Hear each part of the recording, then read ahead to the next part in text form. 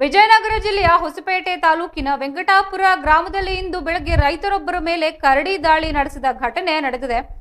ಈ ಘಟನೆಯಲ್ಲಿ 50 ವರ್ಷದ ರಾಯಪ್ಪ ಎಂಬ ರೈತ ಗಂಭೀರವಾಗಿ ಗಾಯಗೊಂಡಿದ್ದು ಅವರನ್ನ ಹೆಚ್ಚಿನ ಚಿಕಿತ್ಸೆಗಾಗಿ ಬಳ್ಳಾರಿಯ ಟ್ರಾಮಾ ಕೇರ್ ಸೆಂಟರ್ಗೆ ರವಾನಿಸಲಾಗಿದೆ.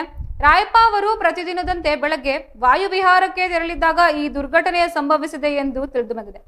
ಕರಡಿ ದಿಢೀರನೆ ದಾಳಿ ಮಾಡಿ ರಾಯಪ್ಪ ಅವರ ಕಣ್ಣು ಮತ್ತೆ ಕಿವಿ ಭಾಗಕ್ಕೆ ತೀವ್ರವಾಗಿ ಗಾಯಗೊಳಿಸಿದ್ದು ಸ್ಥಳದಲ್ಲಿದ್ದ ಜನರು ತಕ್ಷಣವೇ ರಾಯಪ್ಪ ಅವರನ್ನ ಹೊಸಪೇಟೆ ಸರ್ಕಾರಿ ಆಸ್ಪತ್ರೆಗೆ ಕರೆದೊಯ್ದಿದ್ದಾರೆ.